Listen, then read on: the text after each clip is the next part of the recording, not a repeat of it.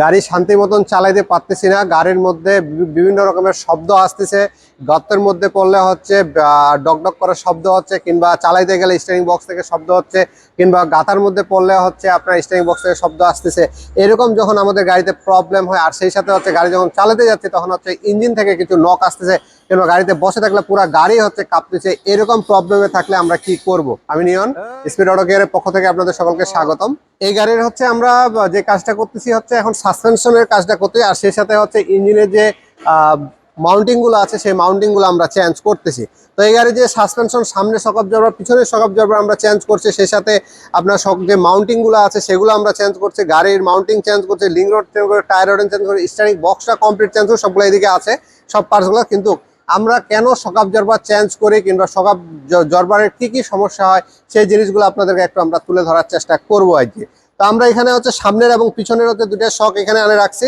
তো আমরা যদি এটা আপনাদেরকে দেখাই, একটা শক যদি এইভাবে আমরা নর্মাল চাপ দিই, যেভাবে আমরা চাপতেছি, এই চাপে কিন্তু আপনার হচ্ছে এই শক ঢোকার কখনো সম্ভাবনা নাই। যদি একটা ভালো শক থাকে, যদি নষ্ট না হয়ে যায়, তাহলে আমি যেই প্রেসারটা করলাম দাঁড়ায় থাকে, সিম্পল একটু আপনাদের সাথে কথা বলতে বলতে এবং কথার কোনো টনও চেঞ্জ হয় না, যে এখানে আমার কোনো শক্তি প্রয়োগ হয় না এই কারণে। তো এরকম যখন আমার প্রবলেম হবে তখন আমার শক থেকে কিন্তু বিভিন্ন কোনো শব্দ আসবে, গাড়ির নিচের দিকে দাবে যাবে। তারপর হচ্ছে গাড়ি যখন আমি চালাতে যাবো, ব্রেক করতে গেলে একটু সামনের দিক ঝাঁকিটা বেশি পড়বে, এগুলা হয় এই শকের সমস্যা হইলে। আর পিছনের শকটাও আমরা আপনাদেরকে দেখাবো। পিছনের শকের হচ্ছে এই জায়গায় কিন্তু একটা গ্যাপ হয়ে আছে, একেবারে নামে যাচ্ছে। এই লাইটটি আমরা কেন ব্যবহার করবো এটা আমাদের একটু জেনে রাখা দরকার। এই লাইটটা হলো 30,000 লুমেন, 300 ওয়াটের একটা লাইট, আর এটা সম্পূর্ণ একটা ওয়াটার প্রুফ হেডলাইটের বাল্ব। 6 মাসের একটা গ্যারান্টি দিচ্ছি। যদি কোনো কারণে 6 মাসের মধ্যে হেডলাইটের বাল্ব কেটে যায়, সেক্ষেত্রে আমরা ফ্রি অফ কস্টে আপনাদেরকে এটা আমরা চেঞ্জ করে দিব। এই জায়গায় হালকা প্রেস করলে বোঝা যাচ্ছে যে এখানে একটা গ্যাপ হয়ে আছে, এটা হাত দিয়ে না হলে বুঝবেন না। তো এখান থেকে একটা শব্দ বের হয়, টকটক করে একটা শব্দ হইতে থাকে যখন চালাতে যান। আর সেই সাথে হচ্ছে এটা চাপ দিলে কিন্তু স্মুথ নামে যাচ্ছে, দেখতে পাচ্ছেন একেবারে নামে যাচ্ছে। তো এই কারণে আমাদের এই শকগুলা হচ্ছে আমাদের চেঞ্জ করার প্রয়োজন হইলো। আর সেই সাথে হচ্ছে শক মাউন্টিং, এটা হচ্ছে সামনেরটা। এই শক মাউন্টিংটা এই জায়গায় লাগানো থাকে এইভাবে, এই জায়গায় লাগানো থাকে এইভাবে। যখন আমরা গাড়ি ডানে এবং বামে ঘুরাই তখন কিন্তু সে অটোমেটিক হচ্ছে, যখন গাড়ি ঘোরার প্রয়োজন হয় এই কাজটা এখান থেকে করে। এই কারণে এই শক মাউন্টিং এর হচ্ছে যে বিয়ারিংটা আছে, বিয়ারিং গুলো নষ্ট হয়ে গেছে, এই জন্য শক মাউন্টিং গুলো আমরা চেঞ্জ করছি। আর সেই সাথে পিছনেরটা আমাদের চেঞ্জ করার প্রয়োজন হয়েছে, কারণ এটা একটু ভিতরে যে বুশটা আছে সেটা নষ্ট হয়ে গেছে, এই কারণে এটা কমপ্লিট আমরা চেঞ্জ করে দিচ্ছি। আমরা যাই হচ্ছে মাউন্টিং এর বিষয়টা, মাউন্টিং যদি যাই, ইঞ্জিনের যে মাউন্টিংটা সেটা আমরা চেঞ্জ করছি। আপনারা দেখেন ইঞ্জিনের মাউন্টিংটা একেবারে ছিঁড়ে বের হয়ে গেছে। এই ছিঁড়ে বের হয়ে যাওয়ার কারণে ইঞ্জিনের যে স্মুথনেস আছে, এই স্মুথনেসটা নাই। আর এটা হচ্ছে তেলটা যে আছে এটা ছেড়ে দিছে এবং বসে গেছে। আর যদি আমরা দেখাই, রাবারটাও ছিঁড়ে গেছে ভিতর সাইডে, একেবারে হাত দিয়ে আপ ডাউন করা যাচ্ছে, যেটা আপনার হাত দিয়ে কোনোভাবে আপ ডাউন করা সম্ভব না।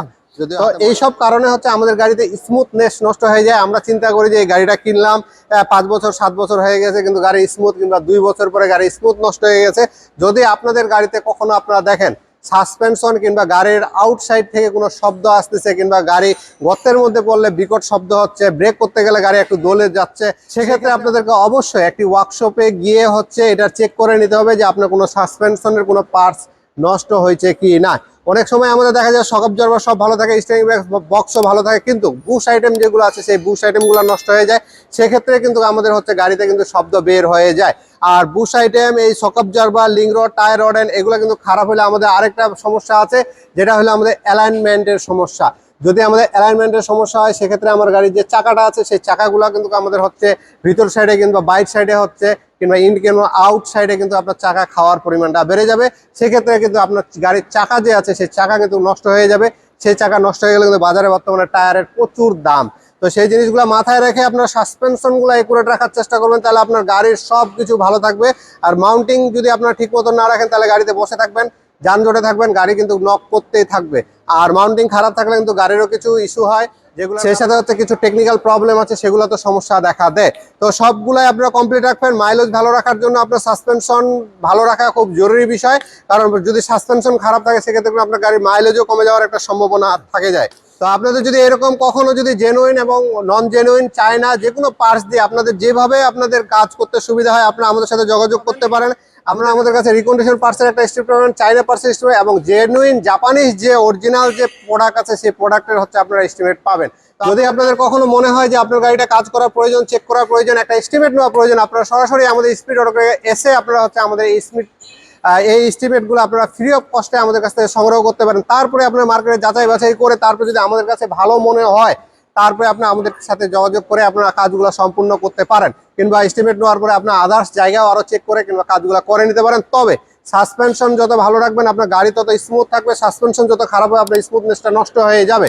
আর বর্তমানে গাড়ির দাম বেড়ে গেছে, আপনার পুরান গাড়িগুলোকে সুন্দর করে ঠিকঠাক করে মেনটেন করেই চালাইতে হবে।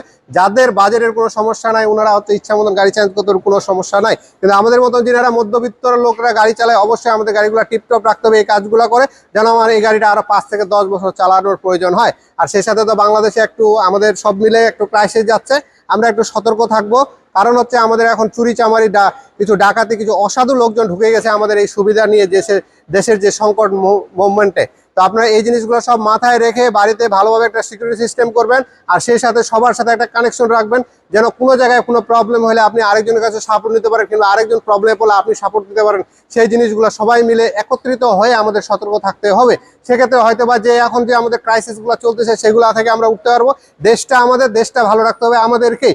যে যেটা করছে যেটাই হয়েছে যা হয়েছে, কিন্তু আমাদের এখন সামনে আগার জন্য আমাদের দেশকে আমাদের এই দেশকে ভালোবাসলে অবশ্যই আমাদেরকে নিজেদেরকে সতর্ক হয়ে আমাদের দেশের জন্য কাজ করে যেতে হবে। তো সব মিলে ভালো থাকবেন, আমাদের জন্য দোয়া করবেন, সবাই দেশের জন্য ভালোবাসা দেখাবেন এবং নিজ নিজ জায়গা থেকে রাস্তাঘাটে ময়লা আবর্জনা ফেলবো না। আমরা নিজেরাই যদি আমরা চাই আমাদের এই দেশকে ইউরোপ কান্ট্রির কাছাকাছি নিয়ে যেতে পারবো নিজেদের জায়গা থেকে। চাইলে আমরা যেখানে সেখানে অযথা ময়লা আবর্জনা ফেলবো না, এবং রাস্তাঘাটে যখন অবশ্যই ট্রাফিক আইন মেনে আমরা চলবো, ট্রাফিকদেরকে আমরা সহযোগিতা করব, আইন শৃঙ্খলা বাহিনীকে সহযোগিতা করবেন, আইন শৃঙ্খলা বাহিনী যেন আমাদের সহযোগিতা করে। সব মিলে ভালো থাকবেন, আমাদের জন্য দোয়া করবেন। ধন্যবাদ।